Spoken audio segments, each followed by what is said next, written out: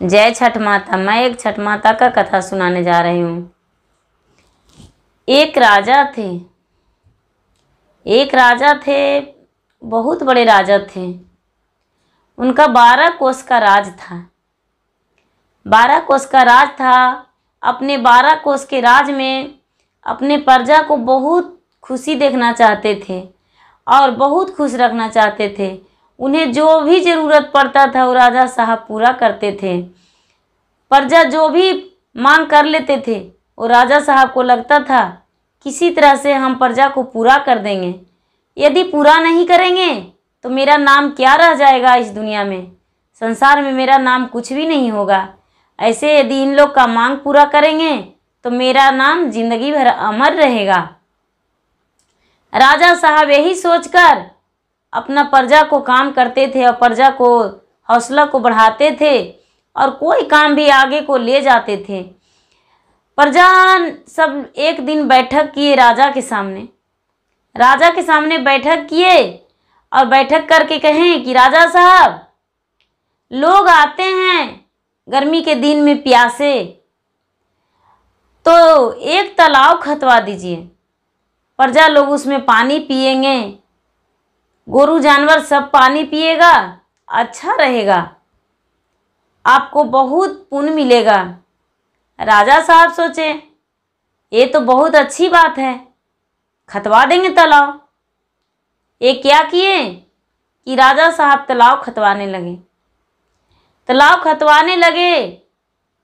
तो उनका तालाब खताने में पूरा 1 वर्ष बीत गया, लेकिन उसमें पानी नहीं कबड़ा, एक बूंद भी पानी नहीं निकला। तो राजा साहब चिंतित हो गए और कहने लगे कि हम प्रजा के लिए तालाब खता रहे थे, लेकिन तालाब खताने से कोई फायदा नहीं हुआ, इसमें तो पानी कबड़ा ही नहीं। 1 साल इसमें मेहनत करवाए लोगों से और पानी नहीं कबड़ा। प्रजा लोग बोले, राजा साहब ज्योतिष से दिखाइए, ज्योतिष कुछ बताएंगे जरूरी।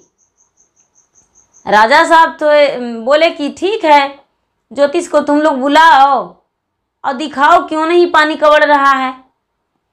गांव वालों ने मिलकर और ज्योतिष को बुलाए और राज दरबार में लेकर गए। राज दरबार में ले गए तो जो राजा साहब थे वो ज्योतिष जानते थे, उनको बहुत आदर संस्कार से घर में बैठाए और बिठाकर और उन्हें खाने पीने का व्यवस्था किए, खाना खिलाएं। उसके बाद बोले कि ठीक है, अपना ज्योतिष विद्या बताइए कि मेरा तालाब जो खतवा रहे हैं उसमें पानी क्यों नहीं कबड़ रहा है, हमें बताइए क्या कारण है। 1 बूंद भी पानी उसमें नहीं निकल रहा है, क्या ज़मीन में पानी नहीं है, क्या कारण है जो पानी नहीं कबड़ रहा है। ये जो ज्योतिष थे वो देखने लगे, ज्योतिष से अपना ज्योतिष विद्या चलाने लगे। जब ज्योतिष विद्या चलाने लगे तो वहाँ पर प्रजा लोग, बहुत सारे व्यक्ति वहाँ पर प्रजा बैठे थे। कुछ देरी बाद बोले कि राजा साहब कहेंगे तो आप दुखी हो जाइएगा। बोले कि हम कोई दुखी नहीं होवेंगे, बताइए क्या बात है जो पानी नहीं कबड़ रहा है। ये जो ज्योतिष थे वो बोले कि ये तालाब कुछ मांगता है, क्या आप इसको मांग को पूरा कीजिएगा। राजा साहब बोले हाँ, पूरा करने लायक होगा तो पूरा करेंगे, क्यों नहीं पूरा करेंगे, तालाब का मांग हम पूरा कर देंगे। बोले कि राजा साहब ये बलि मांग रहा है, राजा का पुत्र का बलि मांग रहा है, आप देंगे। ये राजा साहब जो थे वो शौक में पड़ गए, सारे प्रजा भी शौक में पड़ गए, कहने लगे कि नहीं, ऐसे कैसे हो सकता है, राजा साहब का एक ही पुत्र है, राजा साहब का पुत्र को बलि नहीं पड़ेगा। इस बार तो राजा साहब अपना राज चला रहे हैं, लेकिन इनके बुढ़ापे में फिर कौन राज चलाएगा, नहीं, ऐसा नहीं हो सकता है। जो राजा साहब थे वो बहुत दुखी हो गए, बहुत दुखी हो गए और दुखी होकर कहने लगे कि पानी कवड़े तालाब में या नहीं कवड़े, हम अपने पुत्र को बलि नहीं दे सकते हैं, हम ऐसा नहीं करेंगे। इस बात को रानी का पता लगा। जब रानी का पता लगा तो रानी जो थी वो भी रोने पीटने लगी और कहने लगी कि नहीं, हम ऐसा नहीं होने देंगे, हम अपने पुत्र को बलि नहीं होने देंगे। सारे लोग जो थे वो भी वही बात बोले। ये जो राजा का लड़का था वो 12 साल का था। उसे पता चल गया कि मेरा जो तालाब में पानी नहीं कवड़ रहा है वो बलि मांग रहा है, और बलि ले लेगा, मेरा बलि चाहिए उसको, और बलि ले लेगा तो तालाब में पानी कवड़ जाएगा। ये जो लड़का था राजा का वो क्या किया कि चला गया तालाब के बीच में।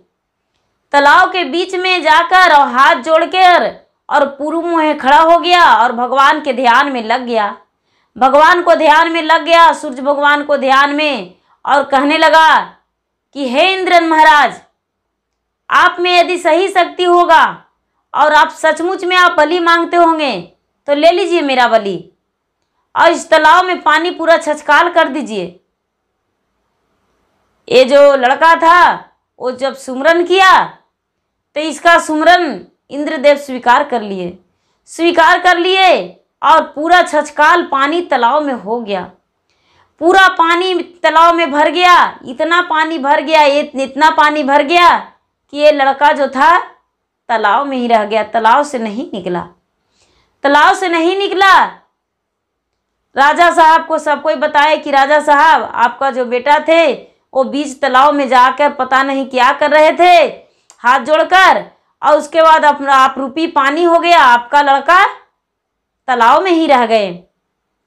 राजा साहब क्या किए कि जाल बिगवाए तालाब में, लेकिन इनका लड़का को पता नहीं चला। राजा साहब बहुत दुखी हो गए और दुखी होकर अपना घर त्याग दिए। पति पत्नी घर त्याग दिए और त्याग कर वहाँ से चल दिए।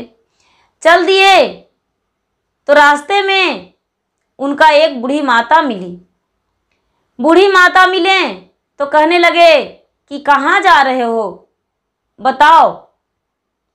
ये बोले, हम जा रहे हैं माता, मेरा एक ही पुत्र था और वो भी पुत्र अपने आप किसी को मर्जी के बिना अपने आप जाकर तालाब में जो खिदवा रहे थे, पानी नहीं कवड़ रहा था, उसी में जाके अपने बलि प्रदान भगवान के दे दिया। वो किसी को नहीं कहा, नहीं पूछा। तो जब मेरा संसार में कुछ है ये नहीं है तो हम रह के क्या करेंगे। ये जो माता थे वो माता छठी माता थे। तो बोले कि बेटा कुछ कष्ट करो, तुम्हारा पुत्र वापस आ जाएगा। राजा बोले कि हम क्या कष्ट करें माता, हमें बताइए। उस दिन छठ का दिन था, पहला अर्घ का दिन था। राजा को बोले छठ माता कि चलो हम बताते हैं, आगे चलो, हम दिखाते हैं रास्ता तुम्हें। छठ माता जो थे वो आगे आगे चलने लगे और राजा और रानी पीछे पीछे चलने लगे। तो देख रहे हैं कि बहुत सारे लोग पूरा घाट पर अर्घ दे रहे हैं, भजन गा रहे हैं, कीर्तन गा रहे हैं, ढोल बाजन सब बज रहा है, धूप जल रहा है, दीप जल रहा है। कुछ लोग प्रसादी फल बांट रहे हैं, सबके सूप पर डाली पे, ऐसे करके सब कर रहे हैं। तो ये जो राजा थे वो देखें तो बोले कि माता ये क्या है। बोले बेटा हम नहीं जानते हैं, जाके उन लोगों से पूछो। ये जो राजा थे वो गंगा के घाट पे चले गए। गंगा के घाट पर चले गए और जाकर कहने लगे कि माता बहनें, आप लोग ये कौन पर्व मना रहे हैं, हमें बताइए। इस पर्व से हम अनजान हैं, हम नहीं जानते हैं। सारा लोग कहने लगे कि राजा साहब ये जो व्रत है ये माता छठ का व्रत है, हम लोग छठ किए हैं, छठ पर्व करके और भगवान जी का अर्घ दे रहे हैं। अर्घ देने, और ये राजा पूछे कि तो अर्घ देने से क्या होता है, इससे क्या फल मिलता है। सारी औरतें जो थे वो कहने लगी कि राजा साहब, इससे सुख संपत्ति होती है, संतान की प्राप्ति होती है, लोग सुहागने रहती है, किसी चीज का कमी नहीं होता है। जो भी आश्रय मन में लेकर और छठ माता के छठ करते हैं उनका लव पूरा हो जाता है। ये जो राजा थे वो मन में ठान लिए कि हे छठ माता, हम भी छठ करेंगे, मेरा भी पुत्र वापस आ जाए। यदि आप में कृपा होगा तो मेरा पुत्र वापस आ जाएगा, तब तो आपको कृपा देखेंगे। और वो प्रण ले लिए और प्रण लेकर और लौट आए अपना घर लौट आए और 1 साल पूरे इंतजार किए। अपने पुत्र को कामना के लिए भगवान से, छठ माता से पूरे प्रार्थना करते रहे। प्रतिदिन 1 लोटा सूर्य भगवान के जल देकर और हाथ जोड़कर और भगवान से कामना करते रहे कि हे भगवान, मेरा पुत्र को वापस कर दीजिए। और जब फिर दोबारा कार्तिक महीना आया तो ब्राह्मणों को जाकर बुलाकर और पूछे कि इस महीना में जो छठ व्रत होता है वो कब नहाई खाई किया जाता है। उनको ब्राह्मण बोले कि चौथ के दिन, शुक्ल पक्ष चौथ के दिन स्नान करके और नियम धर्म से भोजन बनाकर और खाइए, और दूसरा दिन जो है वो लोहंडा जिसको माने जाते हैं, तो उस दिन भी प्रसादी बनाइए। दिन भर पूरा उपवास रह के प्रसादी बनाइए और प्रसादी बनाकर और थाल में परोसिए। एक थाल में परोसिए, गौ के लिए निकालिए, अपने बच्चे को निकालिए, और एक थाल में 2 भगवान के लिए अलग से भोग लगाइए। 2 में निकाल कर कटोरी में या कपटी में किसी चीज़ में भी निकाल के और उसे फूल माला उस पर चढ़ाइए, पान के पत्ता चढ़ाइए, उसमें दूध चढ़ाइए, दीप जलाइए, धूप जलाइए, और अपने लिए भी थाल में या ढकनी में परोसिए। सब परोस कर और धूप दीप जलाकर और उसके बाद भोजन करिए। और दूसरा दिन जो है, तीसरा दिन हो गया, तो तीसरा दिन पूरा उपवास रह के और शाम के समय में पूरा फल सजाकर और भगवान के अर्घ दीजिए। चौथा दिन जो हो गया पारण के दिन, तो पारण के दिन भी भगवान के अर्घ देकर और पारण कीजिए। आप यदि सच्चे मन से भगवान का त्योहार कर लेंगे, व्रत कर लेंगे, तो आपका मन्नत पूरा हो जाएगा। वो जो राजा थे वो राजा प्रण कर लिए कि हम ये व्रत करेंगे। राजा और रानी दोनों व्रत किए। दोनों व्रत में करके और जो तालाब खुदवाए थे उसी तालाब में राजा और रानी दोनों अर्घ देने गए, राजा और रानी। और जब सच्चे मन से सुबह शाम वाला जो अर्घ दे रहे थे राजा और रानी, और भगवान से रानी के आंख से आंसू झरझर गिर रहा था और राजा भी रो रहे थे और भगवान के ध्यान में लगे हुए थे कि हे भगवान, हम आपके आज अर्घ दे रहे हैं हौसला से, खुशी से, उसी तरह मेरा भी खुशी पूरा कर दीजिए भगवान। राजा जैसा ही, राजा और रानी दोनों आंख मूंद कर भगवान को ध्यान लगाए, सुपली हुए परिक्रमा करते करते और ध्यान लगाए परिक्रमा करके। उतना ही में जो राजा का पुत्र था वो आके और देख रहे हैं राजा साहब कि एक लोटे में दूध लेकर और सूप पे दूध ढार रहा है इनका लड़का जो था वो दूध ढार रहा है। ये राजा जो देखें परिक्रमा पूरा हुआ तो इनका तो चकित हो गया कि अरे मेरा लड़का और दूध ढार रहा है, चलो मेरा हौसला तो पूरा हो गया, राजा और रानी घर में गए, वहाँ से अर्घ देकर और सबको बताए कि देखिए छठ माता के में बहुत कृपा है, छठ माता जो हैं उनमें बहुत महत्व है। जितने शक्ति हैं, इतना शक्ति है, जितने लौ से लोग करते हैं उतना शक्ति को पूरा करते हैं। इसलिए मेरे छठ माता जो थी वो मेरा पुत्र को लौटा दी। हम नहीं जानते थे कि छठ करने से इतना लालसा पूरा होती है, लेकिन मेरा खोया हुआ पुत्र 1 साल के बाद वापस आ गया।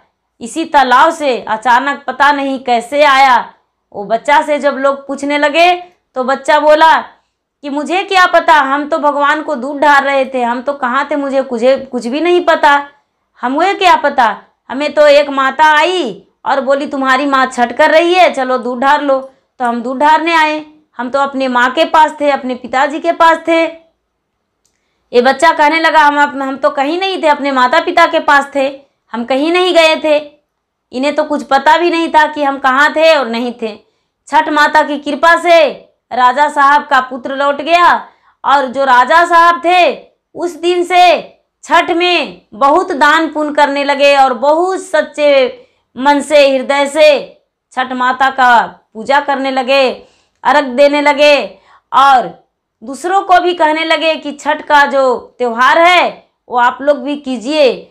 और जिसके पास नहीं रहता था उसके पास राजा दान देकर और उनसे छठ करवाते थे कि लीजिए हम आपको कपड़े दे देते हैं, फल के खर्चा दे देते हैं, घी के खर्चा दे देते हैं, दूध के खर्चा दे देते हैं, और लीजिए और आप छठ कीजिए।